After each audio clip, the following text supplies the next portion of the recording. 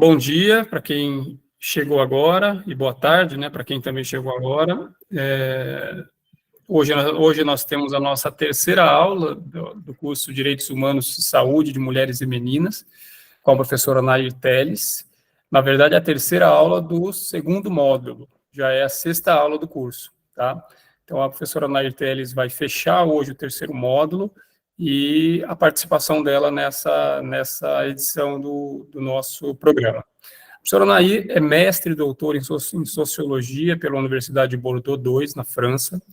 Ela também tem mestrado em Sociologia pelo Instituto de Pesquisas do Rio de Janeiro e o PERJ, e é pesquisadora do Departamento de Direitos Humanos e Saúde e Diversidade Cultural da ENSP, a Escola Nacional de Saúde Pública, da Fiocruz. Professora Nair, por favor, muito obrigado pela sua participação e peço que você faça a sua exposição e nos brinde com uma maravilhosa aula, como tem sido. Estou preocupada. Davi, a gente pode botar você que está com a apresentação da aula, né? Porque você sabe que essas coisas de device, assim, eu sou do século passado. E a racionalidade é outra. Então, boa tarde. Eu estava falando para o Davi, quem chegou agora, está sendo realmente uma grata experiência e espero que para vocês também sejam 2 horas produtivas e de aprendizado nesse caminhar, porque isso é um caminhar, né? Quando eu cheguei, eu falei para o David, embora a gente estude, publique, etc., né, tem essa coisa acadêmica, eu coloquei para vocês, a minha entrada nos direitos humanos, eu acho que eu já relatei, sem querer ser repetitiva, foi no século passado, quando eu percebi que o que eu fazia era na área de direitos humanos, e eu não tinha essa consciência, né, de que todo o meu trabalho, o meu caminhar, né, era um caminhar nessa área e eu desconhecia. Então, aí eu decidi estudar, fiz curso e etc., para ter até um embasamento, né? Eu acho que eu mencionei para vocês que eu tenho um curso nas Nações Unidas. Então, eu falei assim, bom, se eu vou falar sobre isso, eu preciso entender isso, né? A gente pode ler, a gente pode estudar, mas eu achei que seria interessante para mim, nessa época, eu tive a oportunidade de ter um apoio, e foi aí, eu estou contando, porque cada um tem o seu caminhar, né? Então, na época, eu futuquei, como a gente diz, né? Procurei, e foi aí que eu conheci a Liga Internacional dos Direitos Humanos e a Anistia Internacional. Por que eu estou falando isso? Porque eu pedi e consegui que a Anistia Internacional, junto com a Liga dos Direitos Humanos, Liga Internacional dos Direitos Humanos, me apoiasse financeiramente. Por isso que eu consegui fazer esse curso nas Nações Unidas. E é espetacular, a gente fica muito emocionada. Podem falar o que for, mas você entrar naquele anfiteatro enorme, todo um cerimonial, e você lá pequenininha, né, no meio daquele pessoal todo, foi uma experiência, é uma das coisas que eu me recordo com muito carinho.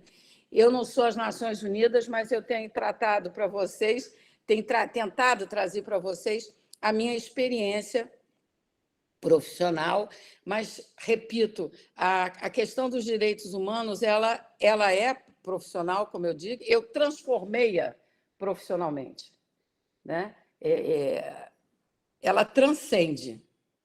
E cada dia que eu entro nessa área, eu fico muito... Apesar de todas as nossas dificuldades, que não é um paraíso, muito pelo contrário, mas a gente conseguir transformar aquilo que a gente acredita e passar uma mensagem para que vocês, dentro das possibilidades de vocês, também é um privilégio para nós. Então, mais uma vez, agradeço. Vamos para os slides, senão eu começo a me emocionar, eu não gosto de despedida.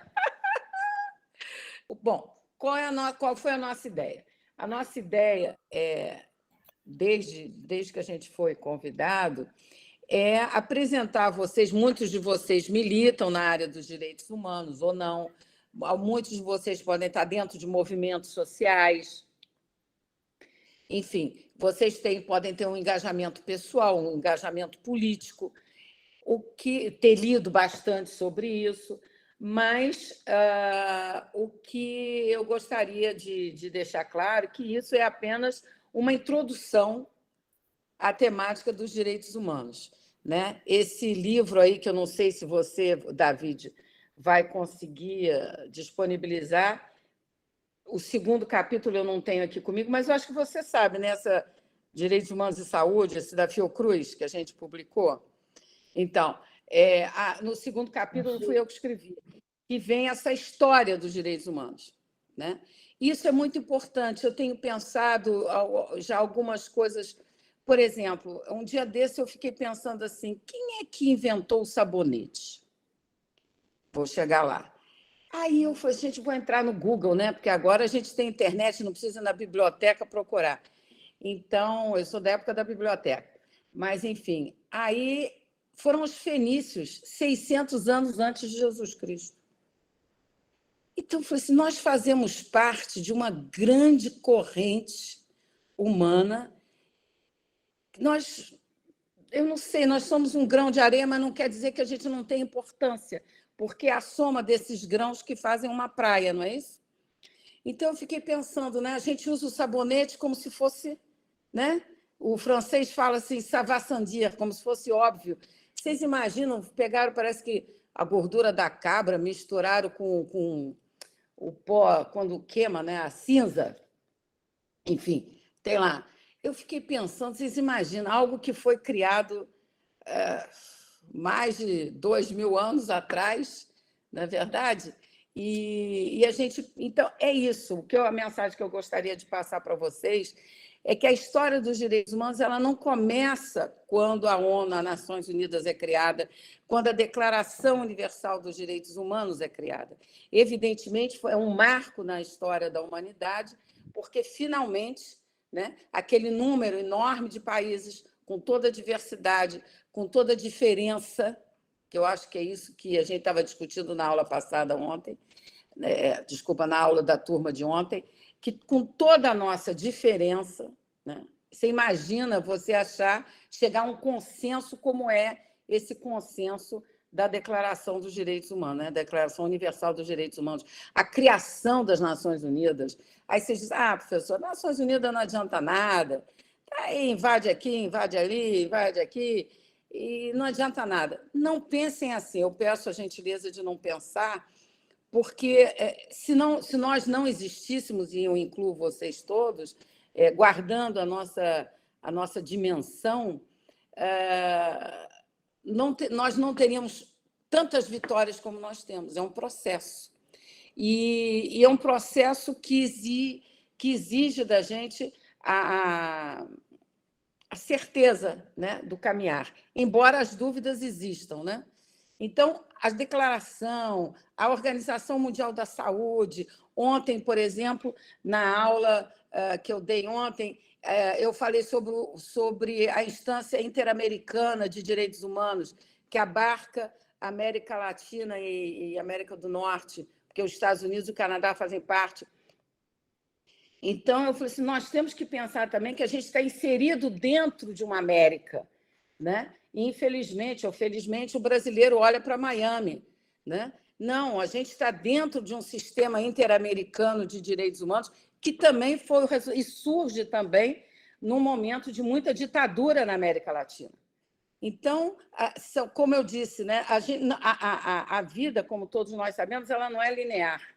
Então, quando a gente fala dos planos nacionais de direitos humanos, ou fala de todas as declarações, e vocês que trabalham na área da mulher e da menina, é um caminhar. Nós fazemos como a água lá dos fenícios, 600 anos antes de Cristo, nós somos aqui os fenícios trabalhando, vocês em cada estado brasileiro, em cada posto de saúde, eu não sei se é nessa área de vocês, mas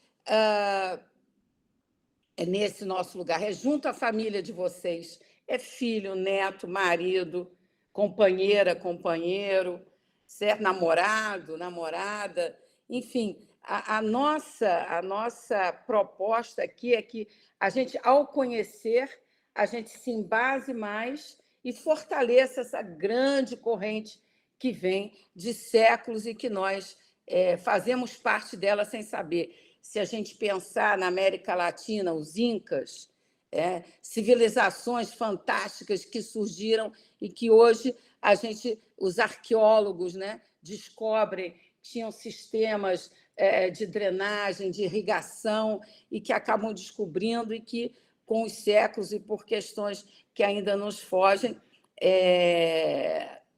sumiram, né, desapareceram. Então, os vestígios a gente deve aos arqueólogos. Então, a nossa inserção aqui é mostrar para vocês, sensibilizar a todos que estão nos assistindo, participando do curso, que há muita coisa para ser estudada e que é isso que eu acho que é bonito, né?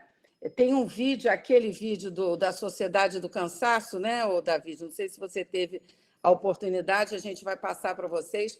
Foi porque exatamente eu estava estudando e eu não conhecia. É um filósofo e sociólogo coreano que mora na Alemanha. Então, é isso, a gente estuda, aí descobre um livro, que aí descobre outro livro, aí partilha com outras pessoas.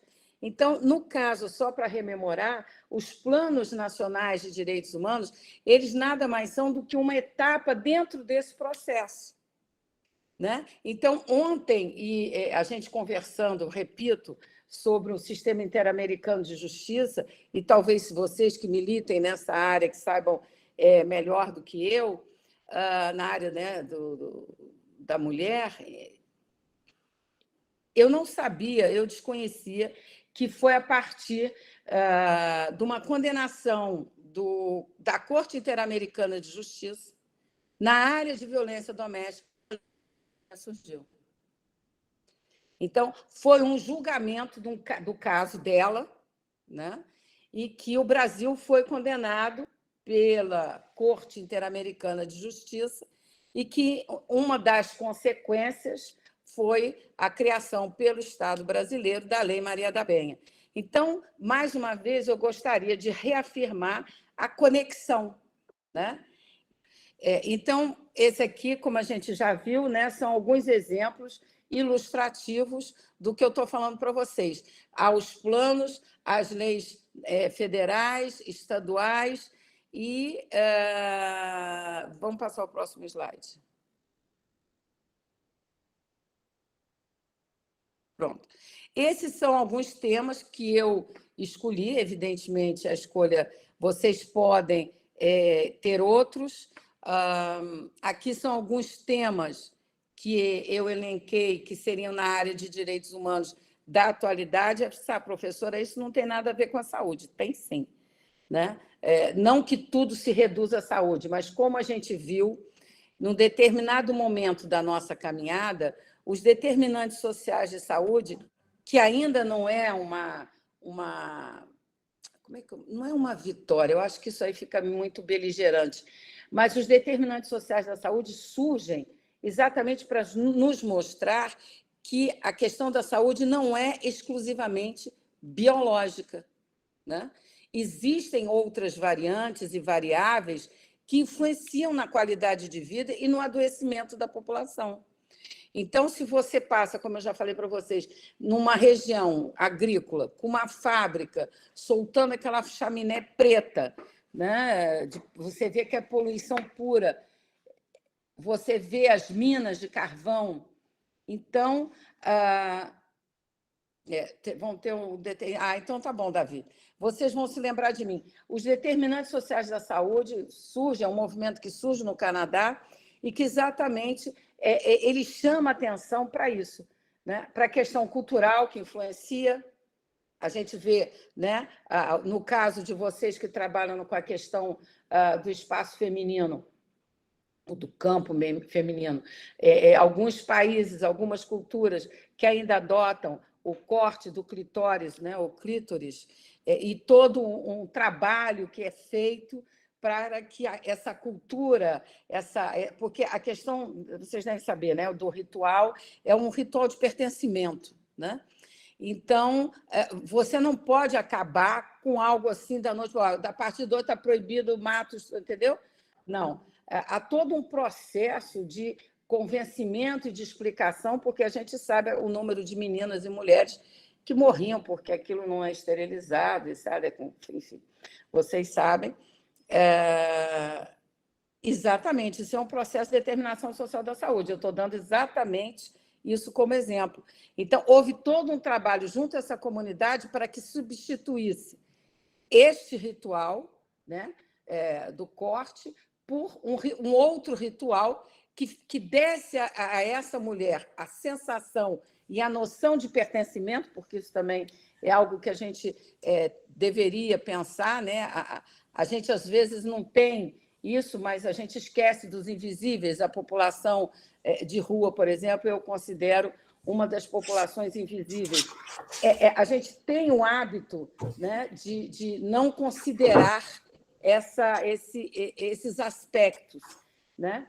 Então, não que tudo se reduza à saúde, mas a gente viu que, se é que coisas boas ocorreram a partir do Covid, foi a questão da importância da saúde, da importância do sistema de saúde, da importância dos profissionais de saúde em todos os níveis, não só do médico, não só aquele, né, que a gente fala, aquele hard, é o médico, é o laboratório, é o exame, raio-x, evidentemente são fundamentais, mas há todo um arcabouço em volta, cultural, econômico. Se eu não me alimento, como é que eu vou pensar? Né? Vocês sabem que eu dou aula também aqui em África. E, infelizmente, eu digo infelizmente porque cada ano eu descubro algum aluno que tem dificuldade de se alimentar. Então, às vezes, eles se alimentam no máximo 2 vezes por dia. Como é que você quer que essa criança... como é que você quer que esse jovem pegue o ônibus, pegue o chapa, que estude, que perceba? Então, há toda uma série de variáveis, de morar num lugar que não tem água, enfim. Então, quando a gente lista essas temáticas, não é que a gente queira reduzi-las a tudo ser saúde, mas que elas tocam, umas mais, outras menos, na concepção que vocês vão ter aula dos determinantes sociais da saúde. Aproveitem bastante, é um marco muito importante dentro da história da relação de saúde com direitos humanos. As mudanças climáticas, a questão da privacidade, que eu tenho neura com isso, né? Que quer dizer, eu tenho mania, por isso que eu tenho WhatsApp, para mim é o máximo, e eu já acho que eu estou entregando ouro ao bandido. Mas eu não tenho Instagram, Facebook, essas coisas, porque eu acho... Bom, aí cada um tem as suas paranoias, né?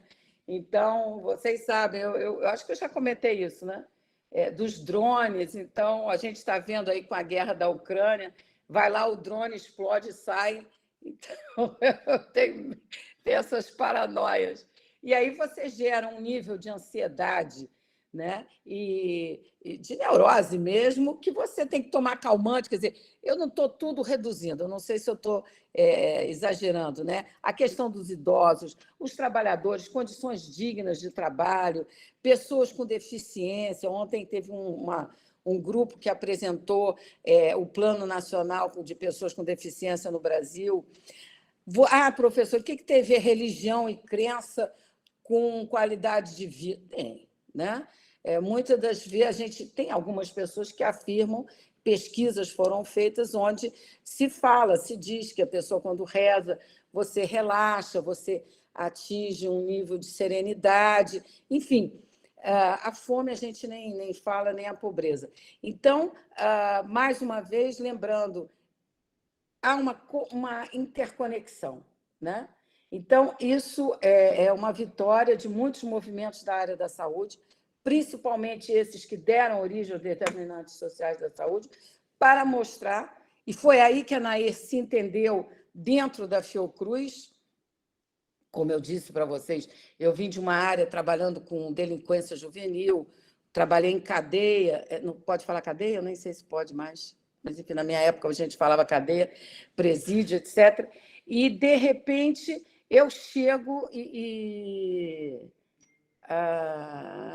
Exatamente, essenciais. Eu chego e, dentro da Fiocruz, encontro os determinantes sociais de saúde, e aí eu me encontrei fazendo o curso de Direitos Humanos. Então, o que eu peço para vocês é, embora no caminhar de vocês, por mais difícil que ele seja, no curso de determinantes, percebam que as coisas, não é à toa que eles organizaram os cursos assim, elas estão interligadas. Vai, Davi, por favor.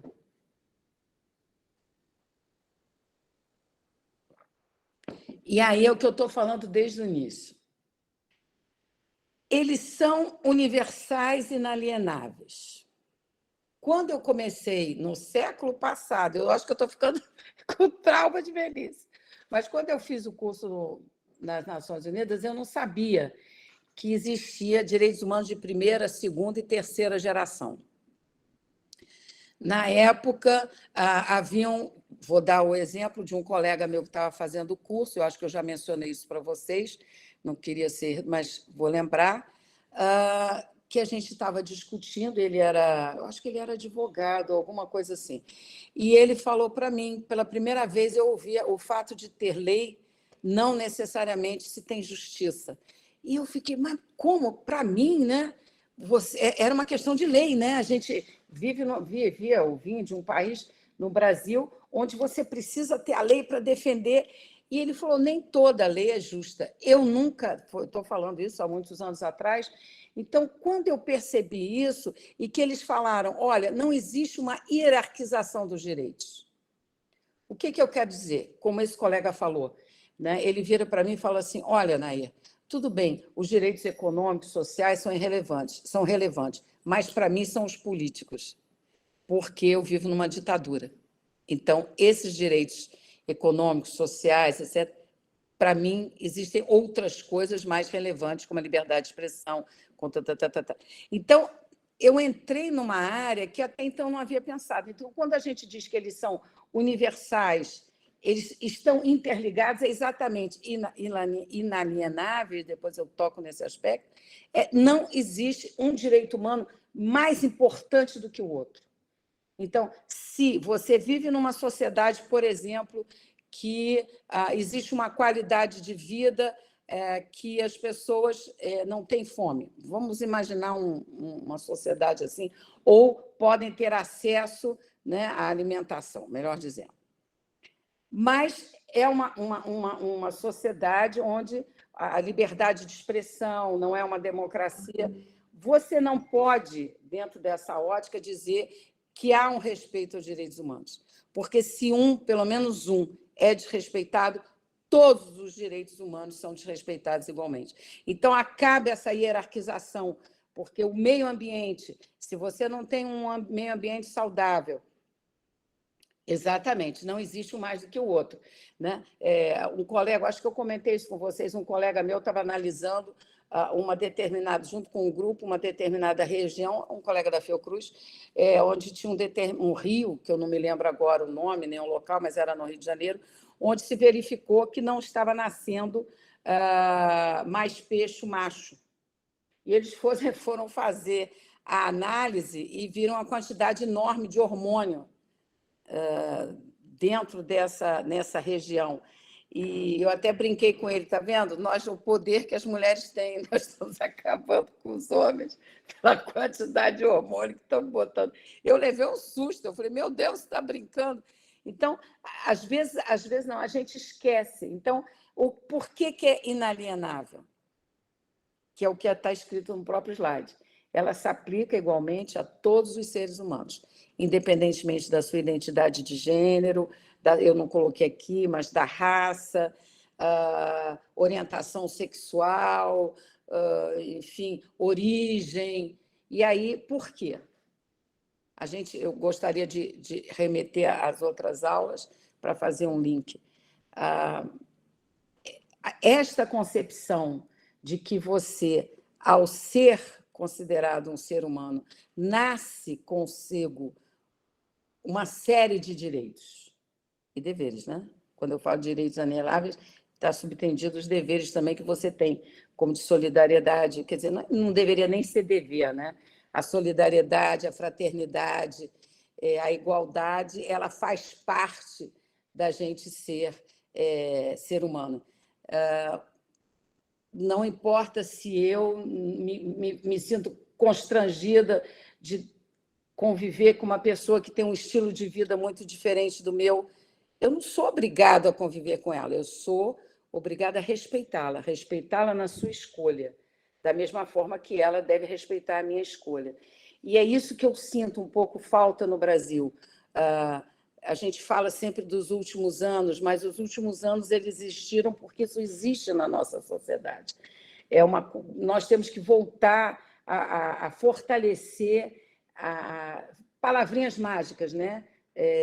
Fraternidade, considerar mesmo o outro, porque nós estamos falando do outro. Os direitos humanos eles entram para nos guiar, ser um guia dentro da nossa relação ou na nossa relação com o outro, que é diferente da gente, né?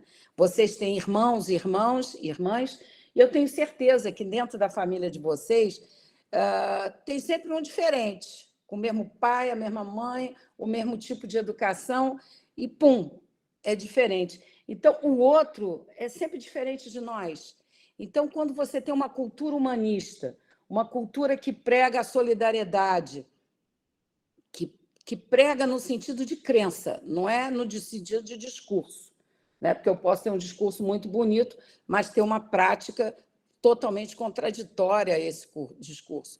Então, quando você tem uma prática fraternal de respeito, que é a nossa essência, senão, né, a gente aqui na África, a gente sabe que quando vai aqui, o dia que vocês vierem à África do Sul, que, como eu já disse, é um país muito bonito, que tem esse parque, o Kruger Park, que são os animais selvagens, né, e que nós, como eu disse, exatamente, nós ficamos dentro do carro, lógico, porque a gente não pode sair, senão a gente é morto, mas eles só matam porque estão com fome, ou só matam, não, porque às vezes não necessariamente, para disputar a liderança, né? Depois, se vocês quiserem, eu posso contar até a história de uma experiência que eu tive nesse sentido, assim, de ver os leões e tal. Mas eles matam com um objetivo, né?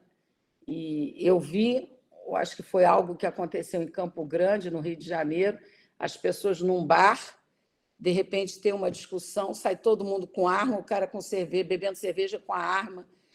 Onde é que, né? Vamos apartar a briga, mas a violência em volta.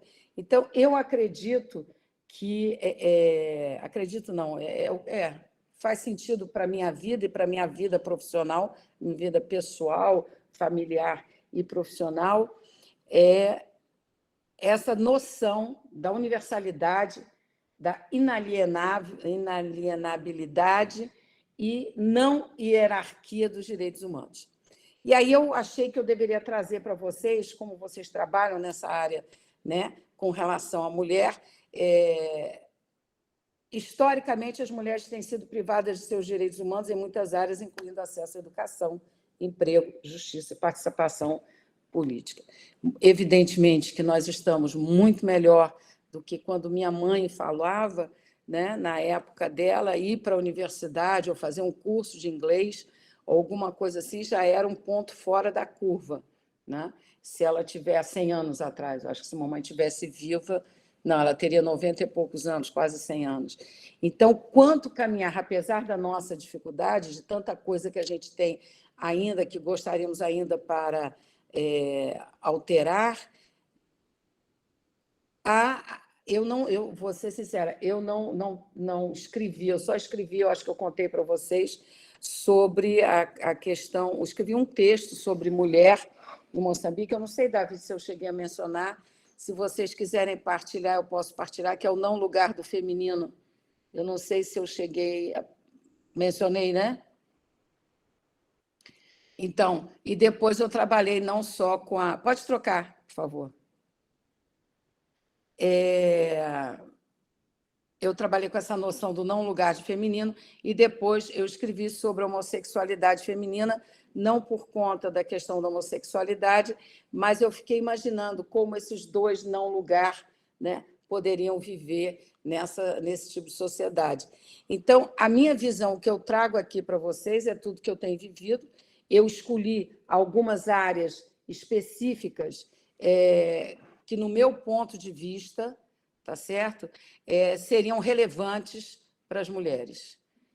O direito à igualdade, que é o direito à igualdade perante a lei e de oportunidade em todas as áreas, incluindo, a gente sabe, no acesso à justiça, educação e emprego, a questão das políticas, né, de salarial, a mulher ocupando o mesmo cargo que o homem e tal, porque ela tem que ter filho, porque ela tem que... Né, tem toda uma explicação do porque ela, e exatamente porque ela faz tudo isso que a gente tinha que ganhar igual.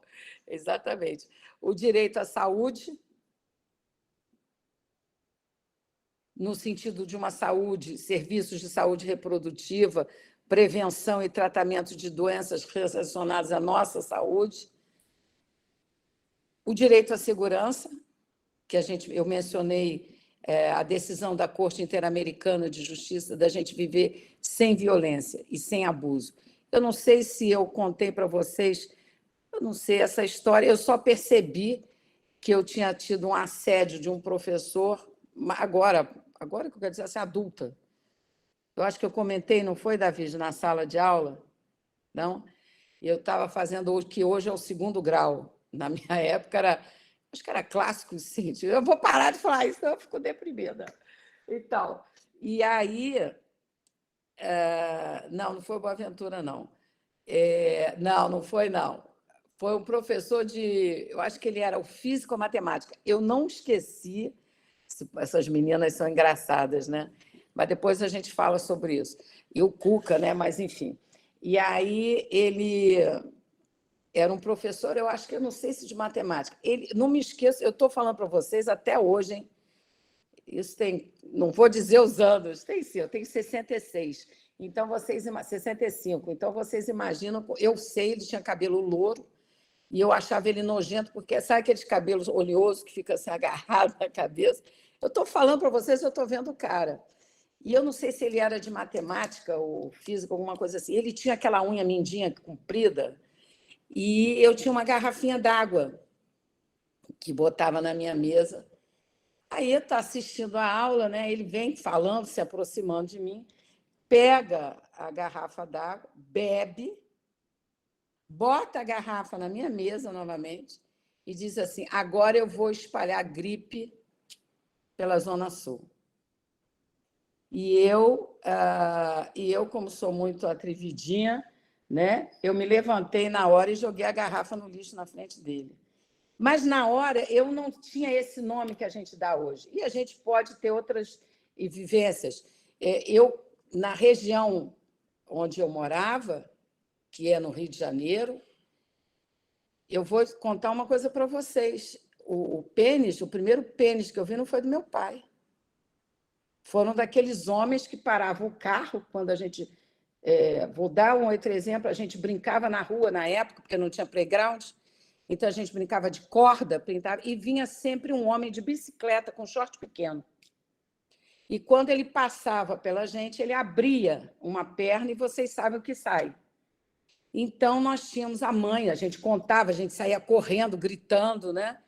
E uma das mães dessas minhas colegas, dona Arleida, ela falou assim: não fiquem brincando, se ele aparecer, uma de vocês vem aqui correndo e me chama. Na época, ela não trabalhava, ela era dona de casa. Então, nós fizemos isso. Vocês imaginam a gente, criança, né? Tudo 7, 10, 12 anos no máximo, brincando de corda, e vem aquele homem, e uma de nós chama a dona Arleida, ela se esconde, era a casa onde podia ter ainda a casa de muro baixo, então ela se escondeu atrás do muro baixo com uma pedra. E quando ele passa, a gente grita, ela vem com a pedra e joga no dito cujo, naquele lugar dele. Então, isso, da gente chegar, outro exemplo de chegar, o cara num carro, também estou me lembrando, estou fazendo terapia com vocês hoje, e tem um carro assim, ele chama, como se quisesse fazer, né, uma pergunta, onde é que fica a rua tal, quando a gente se aproxima, está aquilo tudo do lado de fora. Então, eu só vinha ver meu pai, ele doente, velho. Então, essa coisa do direito sem violência, isso é uma violência, né? Sem violência, abuso. Então, eu estou dando, vocês conhecem outros, infelizmente, outros casos, tem do Boaventura de Souza Santos, que é o mais agora, o do Cuca, ele, enfim, e outros exemplos, aquele Daniel Alves, que eu não sei o que está acontecendo com o jogador de futebol, para derrotar exatamente a saída do Cuca. Então, nós estamos falando dessa... A gente não deu tempo de trabalhar a questão dos movimentos sociais, mas a importância da mobilização, porque tudo que a gente está falando, direito à igualdade, à saúde, à segurança, áreas específicas, plano nacional, tudo é fruto de uma movimentação. E o que eu comentei ontem, nem toda movimentação social ela é libertária ou democrática, né? Então, a gente também tem um pouco... porque isso é fruto de movimento social. Espera aí, nem todo movimento social visa, né, ou tem como meta os direitos inalienáveis da pessoa humana. Às vezes, muito pelo contrário, ele vem exatamente travestido de um... Né, ele é um movimento social porque ele regrupa pessoas, né, de uma visão mais radical, no sentido da não aceitação dos direitos inalienáveis. Porque é um movimento social, ele é legítimo. Ele representa, sim, um grupo, uma maneira de pensar de um determinado grupo que nós não devemos negligenciar. Ele existe e está aí, tá certo? Eu comentei com vocês que um dos meus objetivos agora é estudar também o neofascismo. Então, ele está aí, veio, nunca foi embora. Infelizmente, estou dizendo isso pela primeira vez. Mas as condições sociais e econômicas fizeram com que ele viesse na força, como ele está vindo não só no Brasil, Estados Unidos, aí nós temos a Itália, Portugal, vocês viram agora o exemplo, né, da extrema-direita em Portugal, com a visita, etc. Eu não estou falando do Lula, eu estou falando dos movimentos sociais, enfim, da manifestação de extrema-direita que a gente viu historicamente, que tem pessoas que negam, né? Eu acho que foi um vídeo, não sei se eu passei para vocês, que o nazismo matou o número, não sei, eu acho que foram 90 milhões ou 30 milhões de judeus, mais da metade da população na época, então, nessa área. Vamos nos slides, David, por favor.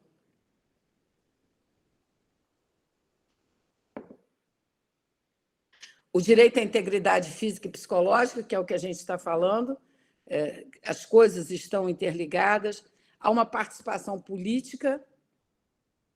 A gente vê também um movimento de... eu li hoje, acho que foi ontem, né? Não deixa de ser político, que o Papa, eu acho que foi no Sínodo agora, né? As mulheres vão ter igual representatividade. É uma participação política, né? Isso não deixa de ser uma presença política. Ela pode não ser partidária, mas ela é política. O direito à educação, a igualdade no casamento e na família, escolher o parceiro, o direito à propriedade, o direito de cuidar dos filhos. A gente acha no Brasil, isso aí a professora está colocando, mas não necessariamente. Ainda há situações e famílias onde a mulher é colocada numa relação de casamento exatamente para proteger os bens da família, interesses, etc. Pronto.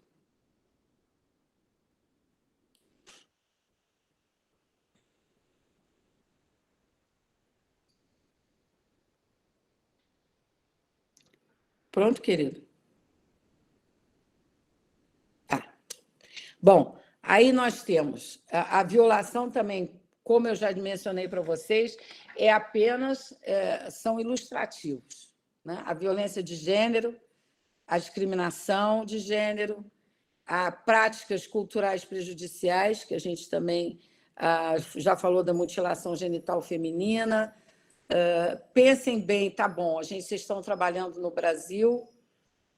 Eu tenho um ex-aluno, aluno meu, que conseguiu uma bolsa de estudo e ele está estudando esse semestre na Polônia.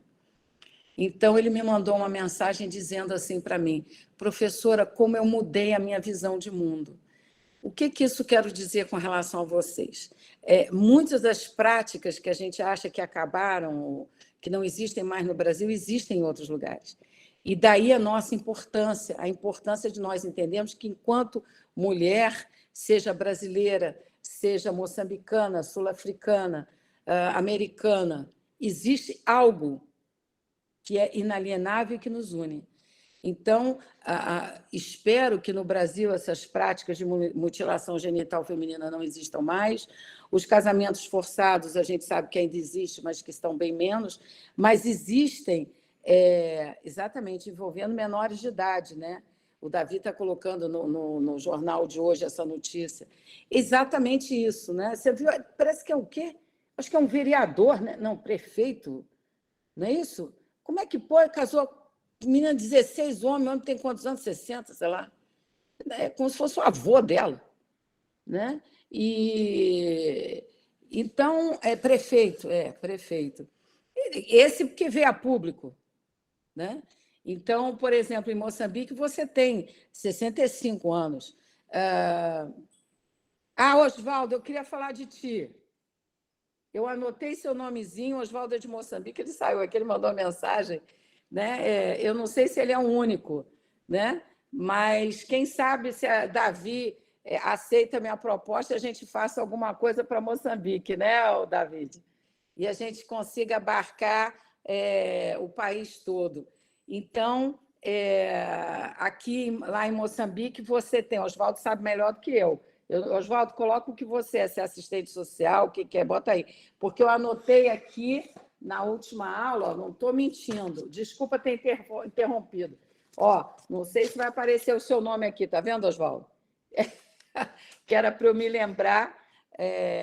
Enfim, exatamente, quantos casos não chegam ao acontecimento. Em Moçambique, você tem famílias, homens que são casados com 4, 5 mulheres. 4, 5 mulheres. Tem uma moça que trabalha comigo e a mãe dela é a segunda mulher número 2. Então, tem 4, 5 que representa, faz parte de toda uma cultura, né? Prosperidade, riqueza. Está vendo? Caso, desculpa. Ele é o único, Oswaldo é o único. Oswaldo, depois você bota a sua... né? Depois... O David tem aí meu telefone. Se você quiser depois entrar em contato comigo, terei prazer de trocar figurinha. Mas, enfim, percebam bem, é aquilo que eu coloco para vocês. Quando eu criei o conceito de não lugar do feminino, é o não lugar dessa mulher, que é um lugar. Mas aí eu não vou falar sobre isso. Se vocês quiserem, depois eu partilho com o David o artigo e vocês discutem entre vocês.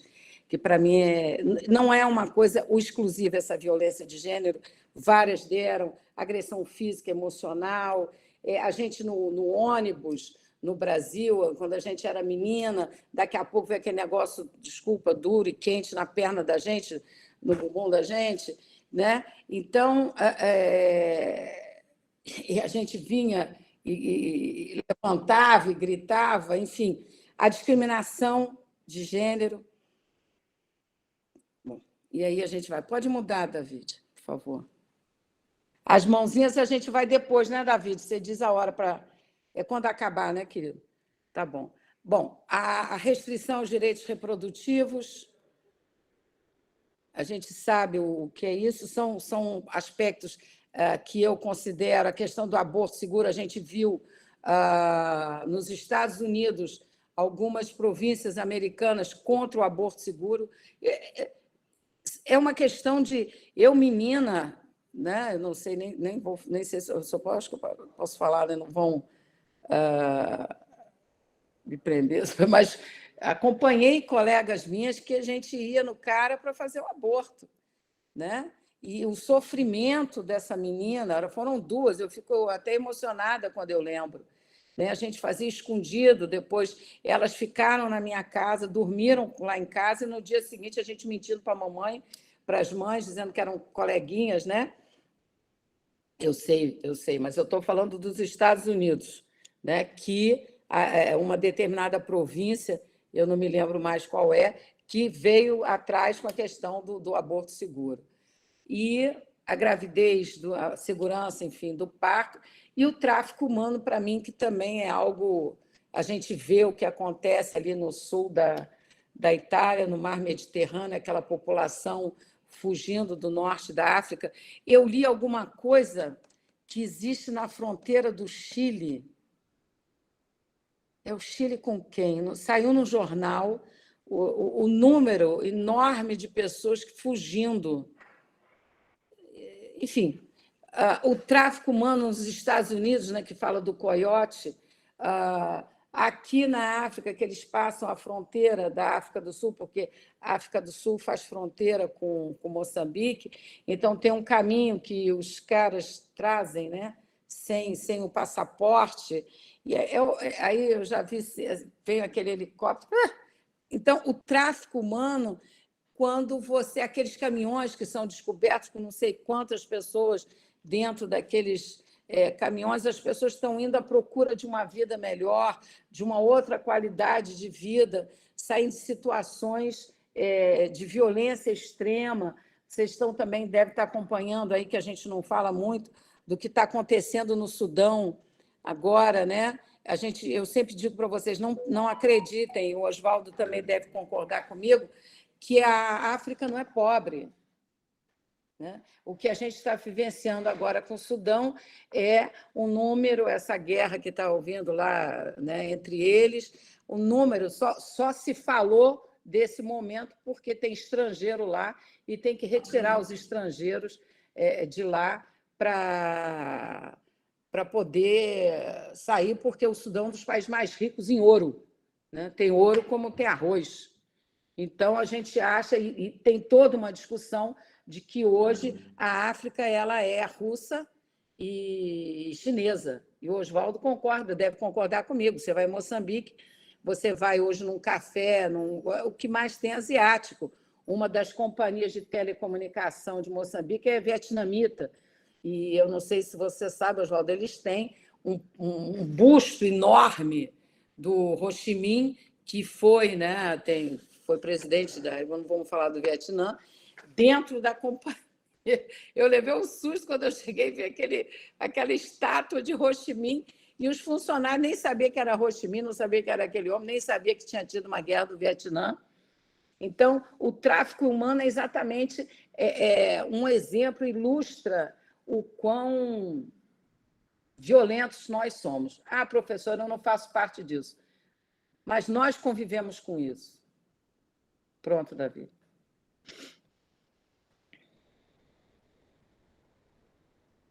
Bom, aí eu dei exemplo, né, de um assédio, acho que eu tive foi um assédio moral, né? E o psicológico. Eu acho que esse assédio moral e o psicológico, não que o sexual não seja horrível, mas muitas de nós acabam acreditando que a gente vem depois ou não vem. Porque a gente cresce sempre junto a um discurso de pequenez, né?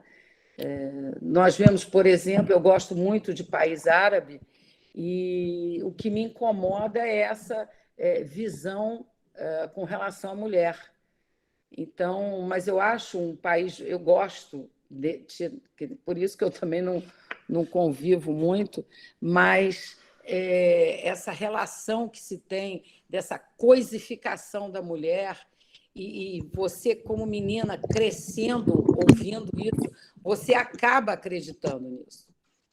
E eu vou partilhar com vocês algo que esses últimos dias, e vocês sabem que durante esse tempo da nossa aula eu estava muito gripada, depois tive um problema um pouco sério de saúde e fiz questão de estar aqui presente com vocês pelo meu compromisso com vocês, em particular com o Davi. E nesse meu processo, eu não sei se foi pelo que eu tive, eu percebi uma coisa que eu gostaria de partilhar com vocês. A gente deve ter, a gente que eu falo também homem, não estou tirando também, mas principalmente a gente pelo tipo, né, do sistema no qual nós estamos inseridas, aquelas que estão inseridas, muitas de nós não estão, a gente deve ter cuidado para não deixar pedaços bons de nós pelo nosso caminho. O que eu quero dizer com isso? Muitas das vezes, por uma série de circunstâncias, sejam afetivas, sejam financeiras, nós vamos deixando de lado aspectos, fatos, maneiras de ser e de estar que são importantes para nós. Então, é isso que eu quero dizer, de deixando os pedaços bons nossos pelos caminhos. E um dia a gente se olha no espelho e fala, aonde foi parar? Né? A gente faz concessão, todo mundo faz, homem, mulher, nós fazemos concessões. Mas, às vezes, a gente não percebe, perdão, por estarmos envolvidos num contexto de não lugar, de uma educação onde coloca a mulher, não é nem num segundo plano, onde não coloca ela, a gente vai abrindo tanta mão de tanta coisa que a gente vai perdendo os pedaços bons da gente pelo caminho. Então, quando a gente fala do assédio moral, do psicológico, volto a dizer, não estou negligenciando a questão da integridade física da pessoa, né, do estupro, que é algo indescritível, de passar a mão no peito da gente, de passar, enfim, né, de todos os exemplos que a gente pode dar de violência com relação ao assédio sexual, não negligenciemos, por favor, o assédio moral e psicológico.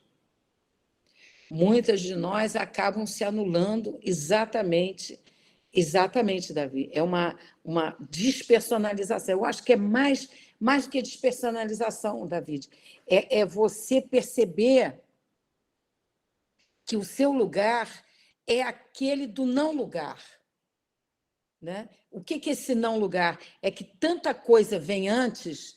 Você vê menina nesse projeto social que eu tenho aqui em Moçambique, meninas que frequentavam essa Casa da Criança, dá o nome de Casa da Criança, e que saíram, meninas que eu digo de 10, 11 anos, porque tem que tomar conta do irmão, porque a mãe tem que lavar roupa ou tem que sair para trabalhar. Né? Exatamente, eu acho que é aniquilamento subjetivo, concordo, Adriana. Vou até anotar isso aqui. Desculpa aí copiar dela. Desculpa aí, estou copiando, estou fazendo aí. Então, você vê aquela menina que chegava no projeto com o irmãozinho pequenininho no colo. Davi, o Oswaldo sabe disso. Né? Ela ia para o projeto com a criança. Nós tivemos que fazer reunião com os pais. Olha, eu não tenho infraestrutura para tomar conta de bebê. Né? Então, muitas dessas meninas têm que deixar... Elas nem sabem. Vou dar outro exemplo dessa menina. Nós conseguimos um curso de informática. Né? Então, eu falei, tem que ser 2 meninos e 2 meninas, 2 adolescentes. E aí, a menina estava tendo muita dificuldade. Então, eu falei assim, vamos fortalecer essa garota para que ela consiga terminar o curso. Então, ela achava que ela era burra, que eu não consigo um negócio de número. Tá bom, você pode não gostar de número, você pode, como eu, não gosto dessas devices, o Davi é um anjinho para mim, é meu anjo da guarda, essas devices, para mim, eu não gosto, eu prefiro o giz, mas graças a essa device nós estamos conversando hoje com tanta gente. Então, a gente vai acreditando, né, que o nosso lugar é esse não lugar. Que é o não lugar? É o lugar do depois de tudo. Né? O não lugar é o depois de tudo. Depois que eu ajudar minha mãe, depois que isso, depois ver marido, depois ficar grávida, depois... percebe? É sempre o depois. Então, não vamos ter cuidado com a gente e volto a reforçar muito o assédio moral e psicológico, e que muitas das vezes levam a drogas, muitas das vezes chega até ao suicídio. Né? A doenças, que a gente está falando de saúde e direitos humanos, levam também a doenças patológicas em função mesmo dessa negação a uma existência integral. Pronto, Davi.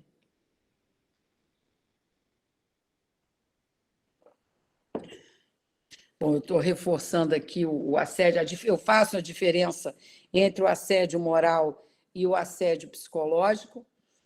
O assédio moral que a gente acabou de falar é caracterizado por comportamentos repetitivos e persistentes, que têm como objetivo humilhar, constranger, intimidar a pessoa, prejudicando a autoestima, a autoconfiança e, quanto mais, a dignidade. O psicológico também é de intimidar, desqualificar, desvalorizar, como foi dito, aniquilar, né, psicologicamente. Você não é capaz de isolar essa pessoa. Nós vimos vários casos de cárcere privado, né, famílias que moraram, nós vimos vários que foram feitos aí no Brasil. Era ela e as crianças, eu acho que as crianças nem cresceram direito, mas tinham 18, enfim, anos. Você é burra, você não entende de nada.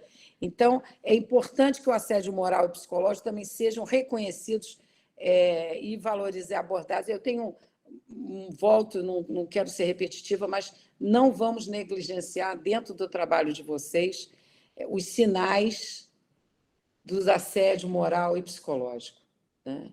Muitos de vocês, muitos de nós já sofreram, mas como vocês trabalham com o outro, né, diretamente, fiquemos com esse olhar de perceber os sinais relacionados às consequências de um assédio moral e psicológico. Pronto, Davi.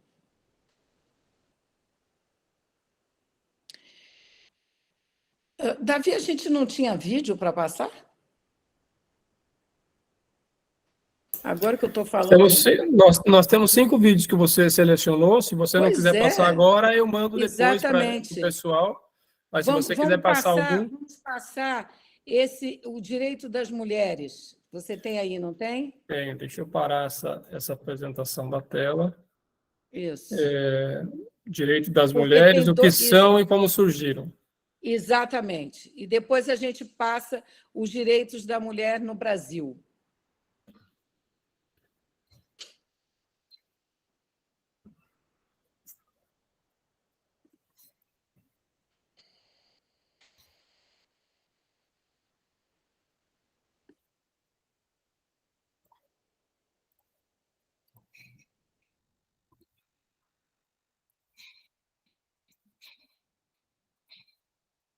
E às vezes isso acaba gerando muita confusão. Bom, na verdade, as leis que protegem as mulheres são uma forma de reconhecer que, historicamente, as mulheres tiveram que lutar por melhores condições de vida e pela conquista da sua cidadania. Mas você sabe o que são os direitos das mulheres? Como surgiram e qual a importância deles na sociedade? É isso que nós, do Projeto Equidade, uma parceria entre o Politize e o Instituto Matos Filho, vamos te explicar nesse vídeo. Basicamente, quando falamos do direito das mulheres, estamos nos referindo às leis que garantem os seus direitos fundamentais, como o direito à vida, à igualdade e à liberdade, os direitos civis e políticos. Essas garantias surgiram a partir da necessidade de olhar para as mulheres como um grupo específico, que por muito tempo foi discriminado, criando um ambiente de desigualdade social, econômica, política e outras mais. Para entendermos o direito das mulheres, precisamos entender sua história e é isso que vamos fazer agora. Por muitos séculos, as mulheres não podiam participar do espaço público e nem eram reconhecidas como cidadãs. Na antiguidade, em sociedades como a egípcia e a grega, por exemplo, a mulher não podia ler, escrever ou receber educação, não podia participar dos assuntos políticos e concentravam suas funções nos trabalhos domésticos e no cuidado da família. Na Idade Média não foi muito diferente. As mulheres continuaram sem direitos políticos e nem liberdade, nem independência na sociedade. Além disso, o período medieval foi marcado pela perseguição contra as mulheres pelo movimento da Inquisição. Eram consideradas bruxas todas aquelas que não seguiam os comportamentos e dogmas determinados pela Igreja. Muitas eram queimadas vivas como forma de punição. Foi só após a Revolução Francesa, em 1789, que os primeiros fundamentos dos direitos das mulheres surgiram. Isso aconteceu graças às reivindicações e às denúncias que as ativistas políticas Olympe de Gouges e Mary Wollstonecraft fizeram na Europa. As duas criticavam a situação de exclusão das mulheres, que não tinham acesso a direitos básicos, como educação, e exigiam pela igualdade dos direitos. Impulsionada por suas lutas, a pressão pelo reconhecimento da cidadania das mulheres cresceu em todo o mundo. Mas foi só em 1893, na Nova Zelândia, após um período de protestos e campanhas, que as mulheres ganharam o direito ao voto pela primeira vez. Bem, isso significa que ainda demorou muito para os direitos das mulheres serem reconhecidos no mundo todo. Isso aconteceu somente após a fundação da Organização das Nações Unidas, a ONU, em 1945.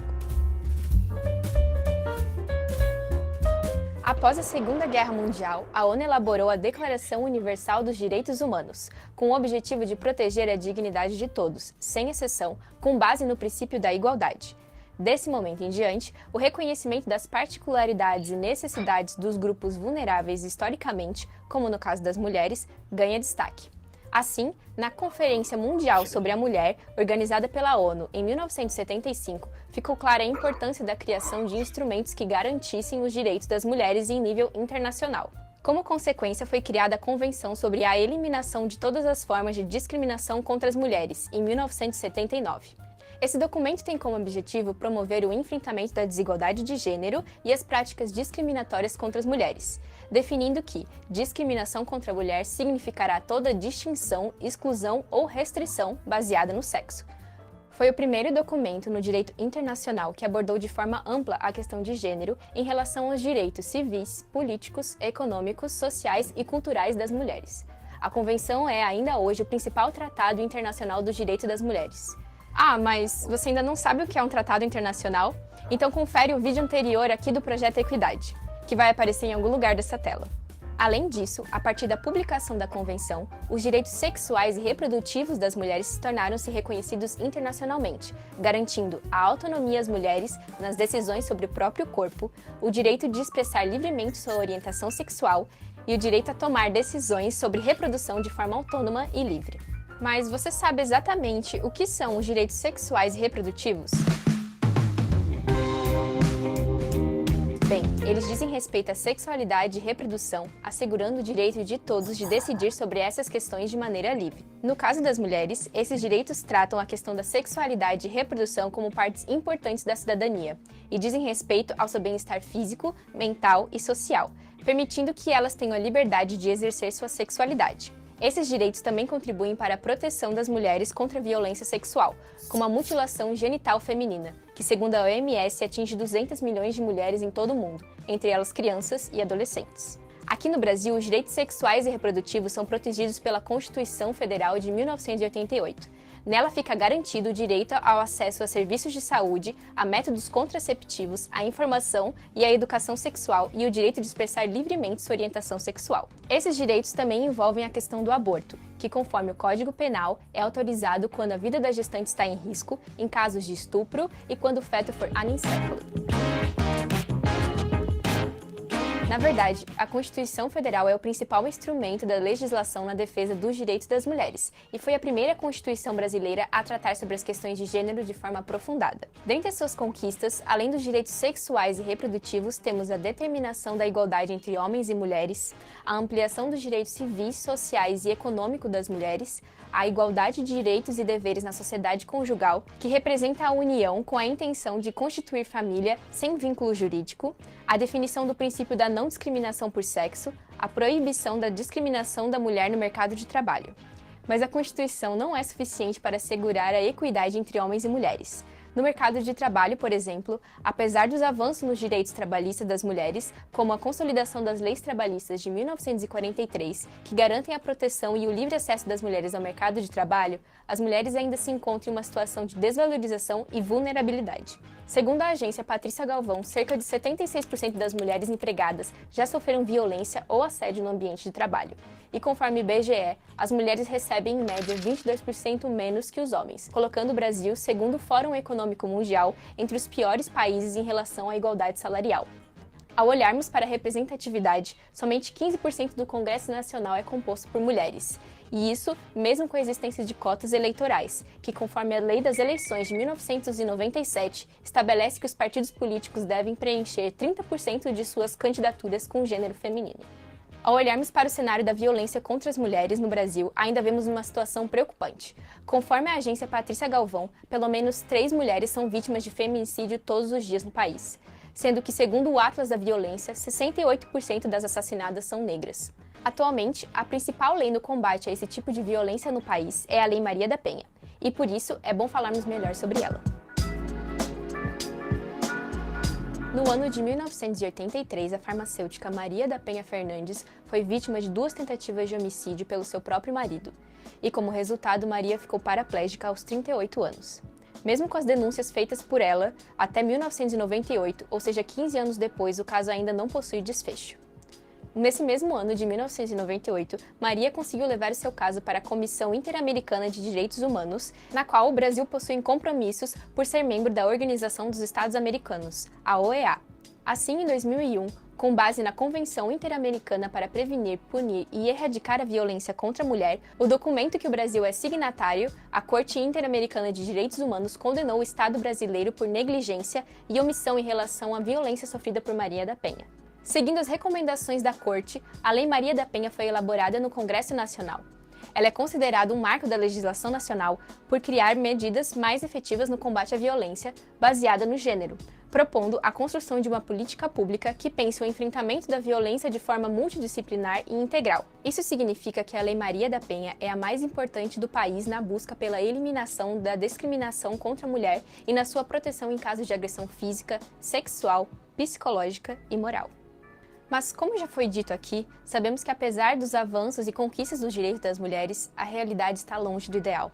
Isso significa que o fato de termos leis e direitos e outros instrumentos jurídicos não é suficiente para acabar com essa desigualdade. A implementação desses direitos está muito relacionada com a nossa cultura, nossa sociedade e com o reconhecimento das mulheres como um grupo diverso em si.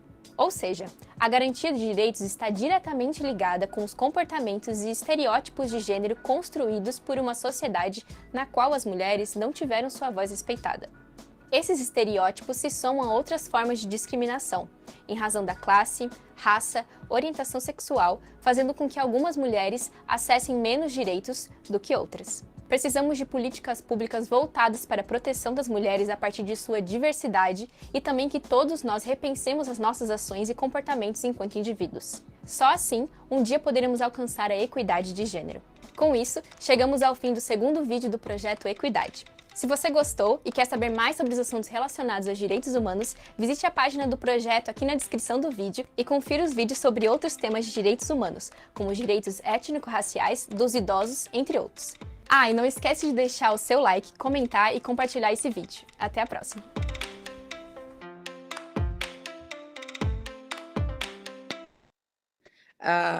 Bom, como eu disse para vocês, vocês vão ter aula de promoção da saúde, determinantes sociais da saúde, e essas são, como eu já disse, a minha eleição. Saúde reprodutiva, prevenção de doenças, saúde mental, bem-estar físico, educação e saúde. Isso é algo muito importante, vocês que militam, trabalham diretamente. Muitos casos, a gente sabe disso, de menina que sofriam até assédio sexual por pai, padrasto e familiares, tios, etc. Depois que assistiram na escola sobre educação e saúde, dentro da educação e saúde, a saúde sexual, etc., perceberam que elas sofriam assédio e elas não tinham essa consciência. Então, a educação em saúde ela é fundamental dentro desse nosso processo de apreensão do eu, né? A apreensão de nós enquanto seres que temos uma característica particular, que precisa da saúde reprodutiva, a questão da saúde mental, vocês têm outros exemplos que a pessoa desliga. A violência é tão grande que eu desligo, porque a realidade está muito difícil para eu perceber, ou de eu lidar com ela. Próximo, Davi.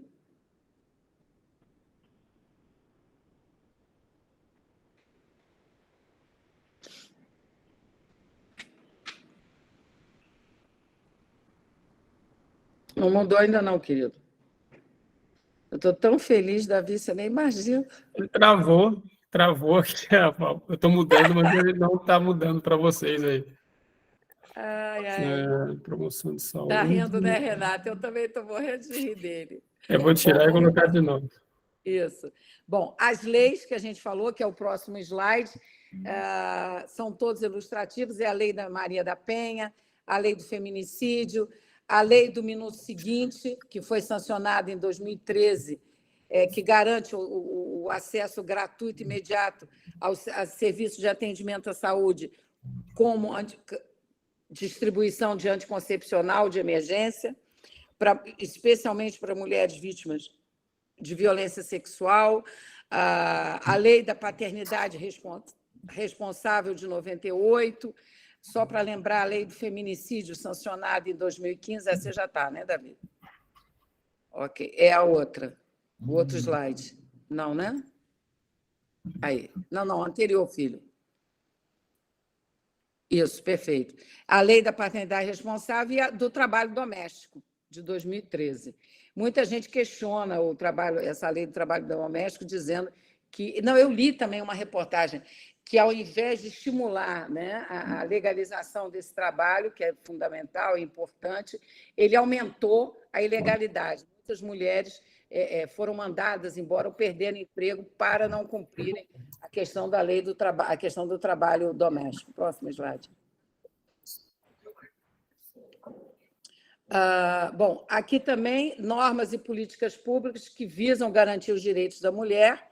É a Política Nacional de Enfrentamento à Violência de 2011. Vocês devem saber, eu estou preocupada aqui com a hora, porque a gente ainda tem que fazer a responder. Vamos o outro.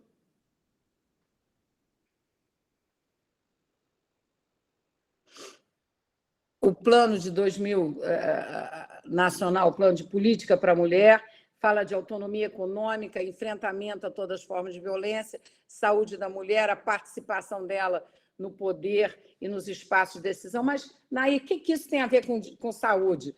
Você está enfiando aí negócio de lei, direito, legislação. É aquilo que eu já falei para vocês. Quando vocês tiverem aula de determinantes sociais de saúde, vocês vão se lembrar de mim.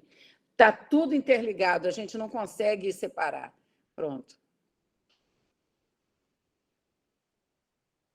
O Plano Nacional de Enfrentamento ao Feminicídio, a atenção obstétrica e neonatal. Pronto, David. E aqui, eu quis, nesses últimos slides, chamar a atenção para a menina, né? E a gente falou eu quis destacar mais o assédio moral e psicológico, e eu pensei na menina, né? Muitas de nós já viveu ou tem algum, infelizmente, familiar que tenha passado por situações ainda pequenininha, né? Então, só para lembrar, é o Estatuto da Criança e do Adolescente, o Programa Nacional de Enfrentamento da Violência Sexual contra criança e adolescente, a criança e adolescente ameaçada de morte, convivência familiar e comunitária. Pronto, David. Vocês vão ter isso aqui. Esse Plano Nacional de Prevenção à Violência contra criança e adolescente, meninas e mulheres na ciência, com Covid. Todo mundo, olha, está falando Plano Nacional Municipal de Feminização ao HIV, a Luciana mencionou. Não mencionei aqui o HIV, eu deveria ter até colocado aqui, porque a gente acha que o HIV acabou, né? Ainda bem que a gente tem um atendimento e medicamento, mas ele ainda está presente. O programa das meninas e mulheres na ciência, quão se falou de ciência na época do Covid, e a importância de trabalhos feitos por meninas e mulheres nessa área, que muitas das vezes ele aparece no silêncio mesmo no meu departamento. Nós somos, se não me falha a memória, porque entrou o serviço social, aumentou, mas sociologia, eu acredito que nós somos duas. Eu acho, olha, levei um choque, eu vou até confirmar isso. Essa campanha Meninas Incríveis, eu tentei encontrar o vídeo, não consegui, que fala exatamente de combater a discriminação e a violência. Se alguém tiver eu achei que devia ser interessante essa campanha de Meninas Incríveis, eu achei meio estranho, achei que não fosse, e que fala exatamente daquilo que eu chamei a atenção para o assédio moral e psicológico, da conscientização, valorização da autoestima e autoconfiança, né? Isso aí é coisa do seu irmão, isso é para o seu irmão. Papai, outro exemplo meu, quando eu sou a terceira menina, E quando eu nasci, na frente, olha só, tadinho, eu gosto muito do meu pai, ele fazia umas besteiras. Ele falou na frente de mamãe, quando o médico veio dar parabéns, né? Mais uma Maria para a coleção, porque naquela época não tinha ecografia. Ele chega na frente de mamãe e fala assim: se fosse um homem, era para ter parabéns. Olha, que violência, né? E ela disse para ele: é verdade, Davi. Se fosse. E mamãe disse para ele: pois essa vai fazer com você o que quiser. Eu acho que ela vai te ensinou, porque realmente ele foi um amor comigo, eu não posso reclamar. Mas o comentário dele, que ele queria exatamente um homem para dar continuidade ao nome dele, né? Bom, vamos lá, então. Então, essas meninas incríveis aí, eu queria o reconhecimento, né? Bom, a gente vai passar o último vídeo, eu não sei, aquele do cansaço, você acha que a gente passa agora? Como é que você acha, David? Porque eu gostaria de fazer essas considerações, eu estou preocupada por causa da hora e das perguntas, só por causa disso. O que você sugere? Eu tenho aqui o vídeo que você tinha pedido do Direitos Humanos, proteção dos direitos humanos de mulheres no Brasil, né? Eu tinha pensado em passar esse, ou esse da saúde mulher, não sei, o que você acha? O do cansaço eu posso enviar para eles como filmografia da aula, Tá junto bom. com esses todos. Eu sugiro fortemente esse vídeo, que é da Sociedade do Cansaço. Como eu disse a vocês, ele é de um coreano, que eu desconhecia a existência dele, a minha ignorância, e que ele analisa muito a sociedade Ele analisa em síntese o seguinte: nós viemos de uma sociedade do controle para uma sociedade do sucesso, né? Inclusive, muitos desses coaches de autoajuda. Então, há toda uma pressão de você ter um sucesso, de você conseguir, e você acaba, no final, exausto diante de uma série de coisas. Mas não acreditem em mim, assistam esse vídeo, ele é muito bom, e quem tiver interessado, o livro dele, Sociedade do Cansaço, ele está disponível em PDF na internet. Então, eu sugiro fortemente que vocês assistam. Agora, David, eu gostaria de fazer as considerações finais e você escolheria, então, ou eu acho melhor, não sei se passar o vídeo dos direitos das mulheres no Brasil ou saúde da mulher. Você escolheria. Tá, eu estou com ele aqui já, o Programa Nacional de Direito. Não é esse não, calma aí. Eu só queria fazer as minhas considerações finais, a gente assistiria o vídeo, né? A gente tem 2 perguntas encaminhadas, viu, Nair? Tá, A gente tá bom. tem que, antes das suas considerações... Isso. Vamos passar o das Isso. mulheres, e aí a gente vai para as perguntas, e depois você faz suas considerações, pode ser? Ok, pode ser, Então, tá. está fechado. Vamos passar agora. São mais de 97 milhões e 340 mil. Apesar disso, elas ainda estão longe de ter o mesmo tratamento que eles. Para a gerente de programas das Nações Unidas para as Mulheres do Brasil e Cone Sul, o principal desafio para melhorar a condição da mulher na sociedade é cultural. Ainda sofremos os efeitos de um entendimento que separa homens e mulheres em grau de importância, de relevância e de uma forma extremamente injusta. No Brasil, para diminuir as diferenças, foi criado o Plano Nacional de Políticas para as Mulheres. A iniciativa já está na 2ª edição, lançada em 2008. O documento é resultado da mobilização de 200 mil brasileiras que participaram da 2ª Conferência Nacional de Políticas para as Mulheres. A medida, que conta com um orçamento de 17 bilhões de reais, fixou objetivos, prioridades e metas que são articuladas por 22 secretarias e ministérios. Para a ministra da Secretaria de Políticas para as Mulheres, desde a implementação do plano, muito já se avançou. Eu diria que nós avançamos muito em relação à autonomia das mulheres. Isso não significa dizer que está pronto, nem significa dizer que está tudo ótimo, significa dizer que nós cumprimos uma etapa e temos novos desafios à nossa frente. No texto do plano estão traçadas 388 ações que buscam assegurar a independência econômica, a educação inclusiva, o acesso à saúde, a conquista do poder pela mulher, o direito à moradia e à terra, o enfrentamento da violência, do racismo e das desigualdades de geração.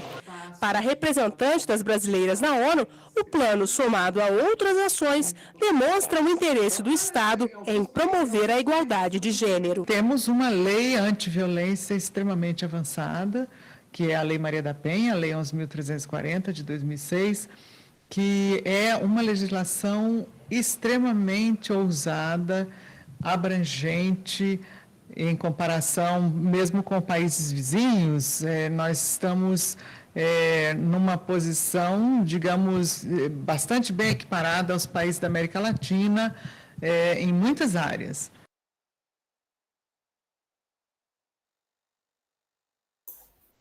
Ok. Agora as perguntas, é isso a sua sugestão? Isso. Vamos lá, então, vamos ver aqui a fila de mãozinhas.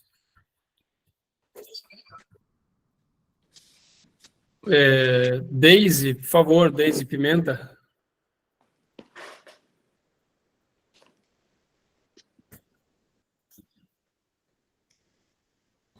Oi, bom dia a todos. Professora Anaí, de novo, prazer lhe ouvir.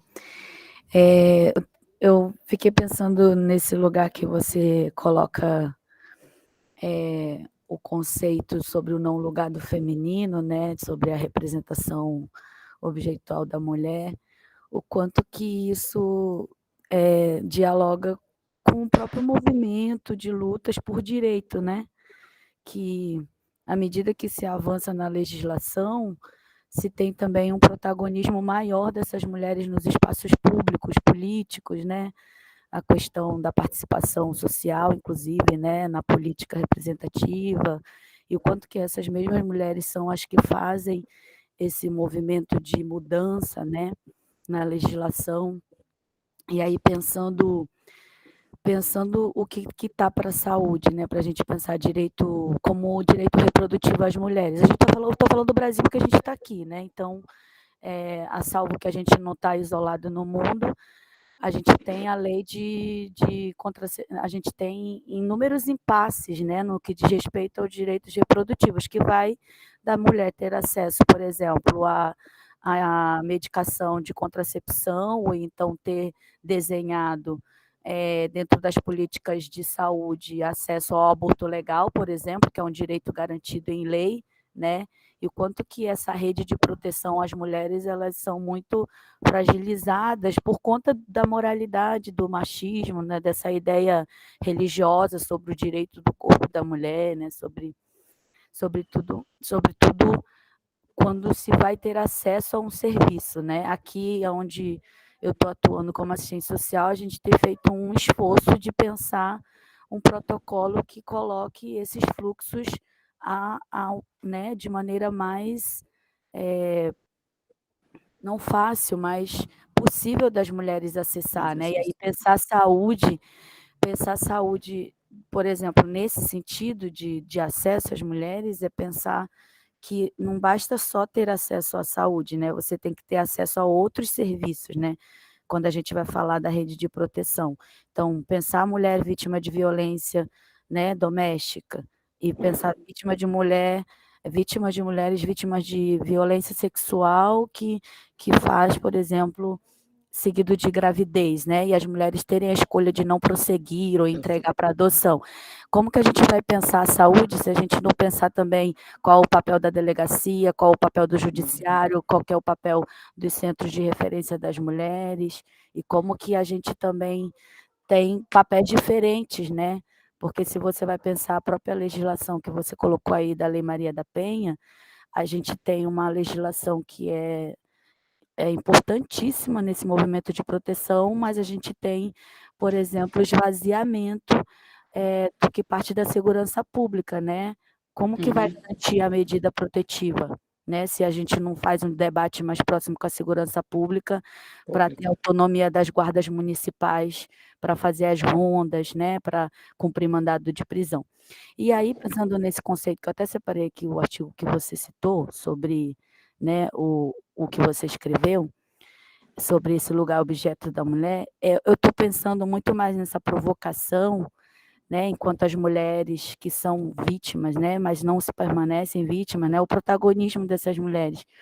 Tem uma autora que eu gosto muito, não sei se você conhece, que é a Vilma Piedade, que ela tece um conceito que ela chama dororidade, que ela fala que é esse movimento que as mulheres têm de se organizar enquanto protagonistas de transformações, né? Aí pensando que a política ela é essa via de mão dupla, a política pública, social, né? E eu estou atuando no SUS, como que a gente tem que ouvir essas mulheres nos espaços onde elas são acolhidas, né? Então, roda de conversas, né, com essas mulheres, porque a Vilma fala que a gente se conecta a partir das nossas dores, né? Exato. Ela faz uma provocação muito legal em relação àquela outra palavra que é muito comum para o feminismo ocidental, né, branco, referenciado, que é a empatia, mas não é empatia, é a outra palavra. Tem a dororidade, mas tem uma outra, esqueci agora. Sororidade. Isso, ela não faz um ataque. Obrigada, Rosa. Essa mulher inteligente aqui, leitora, adoro. Mas assim, ela não faz um ataque, ela só coloca em diálogo, por exemplo, que a sororidade ela diz respeito a corpos que historicamente tiveram algum tipo de acesso, né, no mercado de trabalho. E aí ela coloca nesse conceito de dororidade corpos dissidentes, mulheres negras, indígenas, trans. Então, acho que é só mais uma referência para a gente dialogar. E aí, agradecer a sua aula. Eu acho que esse material aí, principalmente no final, que vocês conseguiram, que você, professora, conseguiu organizar as referências dos avanços na legislação, seria legal ter lá no WhatsApp ou então no Drive para a gente acessar, porque tem muita coisa sendo revista agora, né? Tipo, de revalidação, né? Eu citei aqui a lei que foi alterada agora recente, a partir de março, as mulheres que queiram fazer planejamento familiar, né? Fazer esterilização definitiva, elas não precisam mais ter a aprovação do seu cônjuge. Isso a gente está falando de agora, 23, né? Diminuiu a faixa etária, e aí o homem não precisa mais ter acordo, né? Inclusive, falar de planejamento familiar é falar de saúde, mas é falar também, inclusive, da saúde do homem, né? Porque o que para a mulher está muito invasivo, que é fazer esterilização, para o homem está ali a vasectomia, mas a gente não ouve isso, e é oferecido no SUS, né? Gratuito, óbvio, seguindo os protocolos e aí dando acesso a essa população que mais demanda, né? Então, eu queria agradecer e deixar essas referências aí para a gente dialogar. Obrigada. Obrigada a você. Inclusive, nós estamos criando aqui, lá em Moçambique, já existia, viu? E nós paramos com o Covid. E eu consegui até criar um logotipo entre mulheres. Nós vamos retomar dentro do espaço da universidade, porque é o espaço que eu estou, e ele é ligado a tudo, mulher dentro da área administrativa, professora e aluna, porque, como o Oswaldo sabe, aquilo que não é dito não existe. Então, por exemplo, vou dar um exemplo para vocês, a menstruação da mulher é considerada uma coisa suja. Então, a menina e a mulher têm que ter um tipo de lavar quando está menstruada particular. Eu nunca tinha ouvido falar isso. Isso eu aprendi com elas antes do Covid. Então, eu quero recriar, né, retomar esse espaço de conversa entre mulheres. É uma conversa entre mulheres. Então, não tem nada assim, ainda como a gente começou e depois veio o Covid, paramos, nós estamos retomando, agora já mais estruturado. Depois eu vou aprender bastante com elas e a gente coloca numa caixinha, elas colocam um tema, a gente sorteia, fala sobre isso e depois acaba, no máximo 1 hora, e o meu objetivo é depois a gente fazer palestras mais específicas, etc. Eu trouxe apenas esse da menstruação, tem outros, mas é um espaço de conversa entre mulheres, né? É aquilo que eu falei para vocês, a gente tenta fazer dentro do espaço da gente, e já é alguma coisa. Vamos, outra mãozinha. Nair, a Rosa estava com a mão levantada, depois ela baixou. Rosa, você quer falar? Eu estou aqui, eu quero falar, sim. Por favor, Rosa. Por favor. Bom dia, Nair. Quer dizer, boa tarde para você. Eu sou Rosa Godoy, sou... Eu vou acender a luz aqui um instantinho. Não, pode falar. Eu sou professora titular sênior da Escola de Enfermagem da Universidade de São Paulo, e eu não gostaria de deixar passar, e você falou que ia abordar isso, a questão recente agora que tem vindo à tona, né, uma coisa que nós na academia sabíamos, que é essa questão do assédio dos professores estrela, tanto às estudantes como a funcionários, quer dizer, é uma coisa que desde a década de 1970, da minha escola, quando a gente ficava sabendo de um caso, por mais difícil que fosse, a gente tomava alguma providência. Então, não é de se estranhar que tenham vindo agora à tona, né? Esse caso do Boaventura e do Vicente Navarro, na Espanha.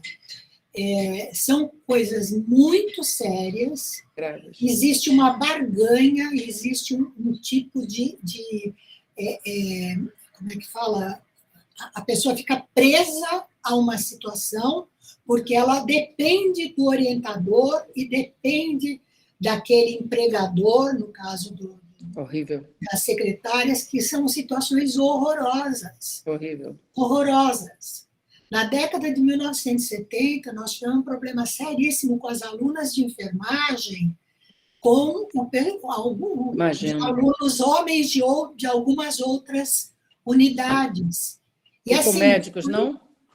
Com médicos, não? Com o pessoal da medicina, principalmente. Mas também com professores das ciências básicas, porque o primeiro ano do curso de enfermagem é praticamente ciências básicas.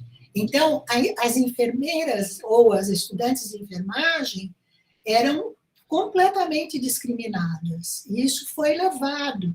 E a gente sabe, inclusive, de outros casos na universidade que vieram à tona, mas que foram abafados. Completamente abafados, justamente por aquela questão da, aspas, ética, que eu chamo de antiética, né? Porque é inadmissível que numa instituição, eu não estou desmerecendo os outros casos de violência contra as mulheres, trabalho nisso há mais de 30 anos, mas o espaço da academia é inadmissível que você tenha e que você aceite, né? Isso fica escondido entre quatro paredes, ou então no espaço de elaboração de uma tese ou de uma dissertação, seja lá o que for. Então, queria te agradecer muito as considerações e lembrar desse fato, né, que nem as mulheres da academia somos iguais. As questões das mulheres perpassam por todas as classes sociais, por todos os espaços. E a gente precisa estar atenta, inclusive para não reproduzir isso, ou ficar quieta diante de algumas situações. Muito obrigada. Nada, Rosa, eu te agradeço muito. Eu escrevi um artigo também sobre violência exatamente no espaço acadêmico. Se você quiser, depois da vídeo, eu posso também perguntar. E a gente fez escondido, viu, Rosa? Pois é. Dentro do departamento, eu dizia que eu estava fazendo uma pesquisa sobre outra coisa. É verdade, porque eu tive medo, né? E as meninas, as mulheres, no caso era menina, né? Era focado na aluna. E então eu tinha medo, não vou mentir para você, porque, né, a gente está mexendo com uma sociedade, eu sou estrangeira, branca, além de tudo, né? E tudo o resto ruim. Então, foi uma experiência, eu posso partilhar, mas uma coisa assim horrível. Muito semelhante ao que você falou, de colega, né? Não importa, porque o Oswaldo está aí. O Oswaldo, de repente, conhece. Mas foi muito triste de ouvir. Agora, o mais notável, às vezes a gente esquece aquele pequenininho, né? Aquele professor que eu estava no 2º grau e que fez uma coisa horrível dessa comigo, como eu sou arrogante, cheguei quase que, né, não dei na cara dele porque eu não sabia que podia dar. Mas é um artigo muito que a gente escreveu, como eu te falei, eu também tive medo de fazer essa pesquisa e de ter retaliação. Mas é uma forma que a gente encontra, como eu disse ontem na aula, tudo aquilo que eu publico, aquilo que eu faço, dentro do meu espaço de romper com o silêncio, né? Com a invisibilidade das coisas, né? Com aqueles que não têm voz, a gente tentar dar uma voz para aqueles que não têm dentro daquilo que eu posso fazer, preservando também a minha própria integridade, né? E da minha família. Só para complementar, Nair, tem o caso Boaventura foi motivo de um artigo, de uma análise que 3 mulheres fizeram, e o artigo é belíssimo. Belíssimo. Eu não tenho. Depois você podia partilhar também com o Davi. Eu vou procurar aqui e eu mando para o Davi, ou eu partilho, porque é uma análise de gênero fantástica que essas 3 mulheres, inclusive uma brasileira, né, fizeram, analisando toda a situação e rebatendo as justificativas que eram dadas. Muito bom, muito bom. Obrigada, gente. Não quero mais tomar o tempo, mas obrigada. Muito obrigado, Rosa, pela sua participação.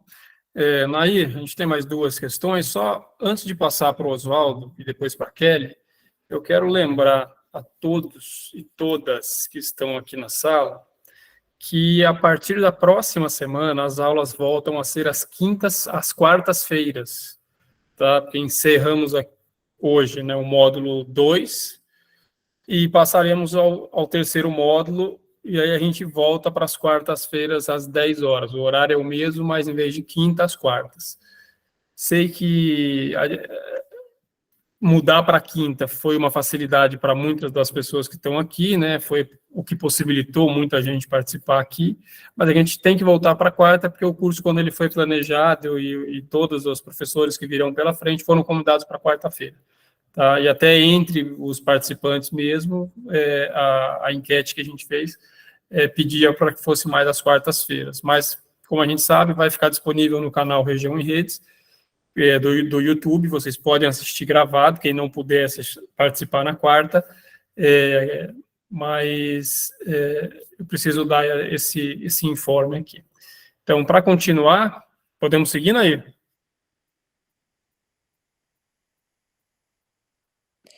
Podia fazer as 2 perguntas e aí eu respondia, não é? Isso. Oswaldo Carlos. Sim, bem, boa tarde. Aqui estamos com 16h51, em Moçambique. A doutora Nair fez menção em certas coisas, e muitas que acontecem aqui em Moçambique, e estou muito orgulhoso mesmo, porque percebo que a doutora conhece bem Moçambique, mais que eu, até que sou moçambicano, bem que faz moçambicano. E dizer que a doutora, eu sou um estudante finalista de licenciatura em saúde pública. E, bem, Aonde? A única universidade em Moçambique que leciona saúde pública a nível público, que é Instituto Superior de Ciência e de Saúde, o ICISA. Está concretamente no Hospital Central. Nós temos uma parceria com o ICISA, com os assistentes sociais, nesse projeto nosso, junto às crianças.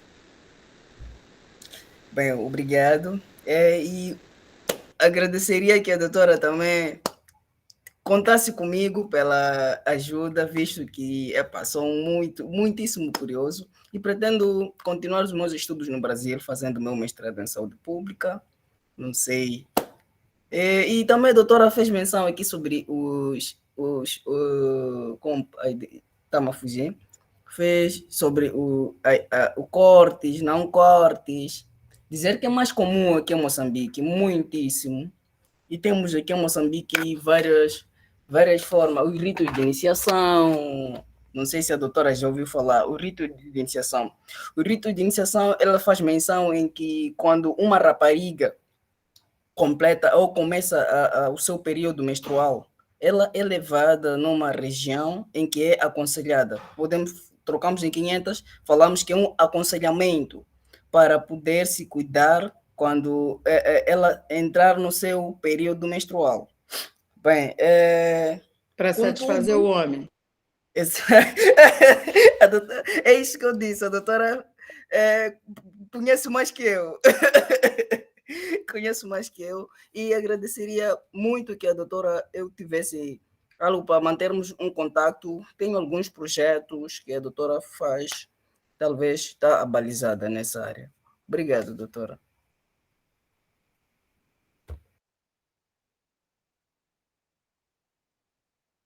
Obrigada, Oswaldo. Depois o Davi partilha com você meu contato aqui de Moçambique. Sim. Agora, Kelly, por favor. Kelly Figueiredo. Bom dia, professora Nair, Davi, a todos que estão assistindo. Eu tenho acompanhado, né, o curso todo. Eu sou uma assistente social formada, mas eu ainda não estou atuando. Mas, professora, diante de todo o que a senhora falou, referente a meninas e mulheres e toda essa política que a gente está tendo hoje em função para as mulheres, né, pela violência sexual, pela violência moral, todas as violências que atingem as mulheres, eu vejo que de toda essa violência, o índice de mulheres negras, ele é altíssimo. Né? Ele é altíssimo na mortandade, ele é altíssimo na violência obstétrica, ele é altíssimo no estupro, ele está em alta em todos os ele está em alta com as mulheres negras, né? Claro que com os homens negros também, mas a gente está falando das mulheres. Então, claro, tá evoluindo, estamos tendo políticas, mas eu vejo que elas ainda não estão suficientes para a gente conseguir ter uma atenção melhor, né? E para a gente conseguir melhorar a vida dessas pessoas, né? Das mulheres, na questão saúde, e eu digo saúde no todo, né? E nós temos, e aí eu pergunto para a senhora, como nós podemos trabalhar mais essa parte, porque a mulher negra está no topo, né, das violências. Sem dúvida. Bom, o Davi... Agora, Nair, tem mais uma. A Inayara se inscreveu aqui pelo chat. Inayara Costa, por favor.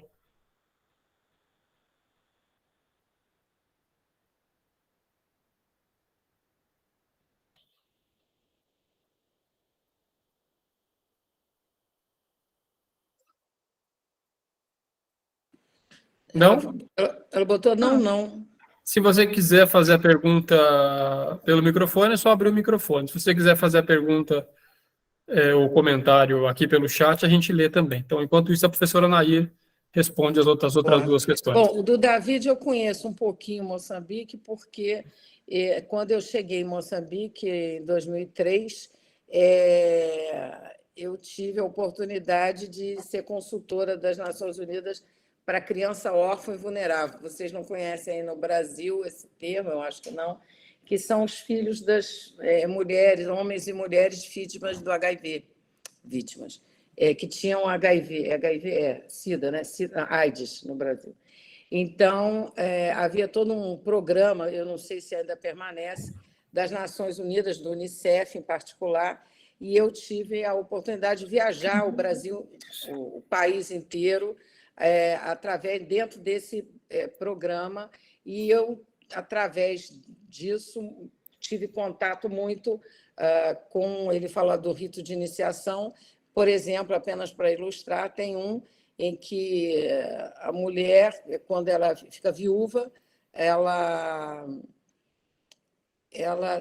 quando o marido morre, é o irmão mais velho dele que depois tem que vir ter um determinado ritual para limpar o corpo dessa mulher. Depois que exatamente, chama purificação.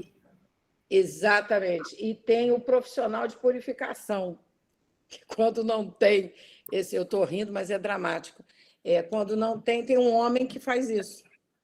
E eu conheci uma mulher que, como eu disse para vocês, eu nunca esqueci, baixinha, e capulana é tipo uma canga, né, que a mulher coloca na cintura, que é muita característica da mulher moçambicana, e ela tinha ficado grávida nesse rito de purificação. Veja bem, rito de purificação. Ela fica grávida e, além de ficar grávida, ela pega o HIV do purificador, porque ele era soro positivo. Então, é punk. É punk, viu, Davi? Tem que suspirar bastante, porque é punk. E aí a gente vem para a questão do racismo, né? Do racismo estrutural. É verdade. Veja bem, o que eu não gostaria é que a gente passasse esses últimos minutos considerando que as coisas são invãs. Não é isso, são difíceis. Né? A questão da mulher, primeiro, negra, né? E depois mulher. Né?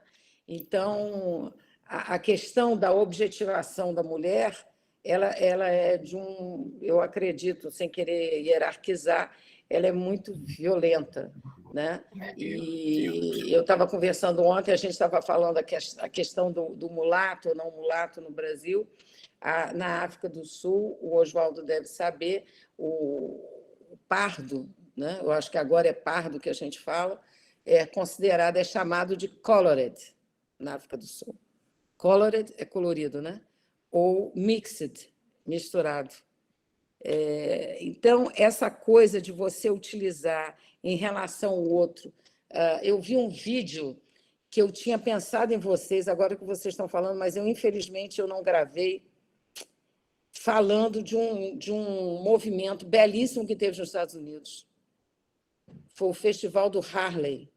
Acho que foi um festival no Harlem, exatamente no século, eu acho que foi no 1900 qualquer coisa, eu estou me lembrando do vídeo, e que foi um festival que aconteceu no Harlem mesmo, e que apareceu grandes músicos da época, e que há toda uma valorização da população negra, que nesse momento o racismo, se hoje o racismo nos Estados Unidos ele é violento, imagina naquela época. Então, o que eu achei tão bonito aquele vídeo, foi na televisão que eu vi, exatamente.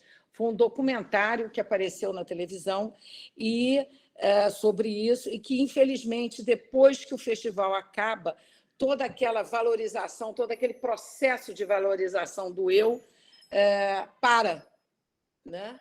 Acaba e volta aquela... Como é que é? Não que as pessoas sejam fracas, é o que a Rosa falou assim, não desanime, gente. Não é que a gente seja fraco, mas tem todo um sistema de manutenção. Né? A gente falou, vocês estavam falando aqui sobre o trabalho da Vilma Piedade. Há todo um sistema que faz com que a gente se sinta nesse lugar e que é muito difícil romper. Então, quando você coloca essa coisa do negro, eu estava comentando um dia com ele, por que o negro? Mas esquece o chinês, né? A gente chama de amarelo, né? Eu nem sei se chama ainda de amarelo, mas chamava amarelo, né? Era como a gente se dirigia ao chinês. Então, a dificuldade que a gente tem com relação ao outro. Infelizmente, sim, é um grupo da população, um grupo social que, pela sua cor da pele, né?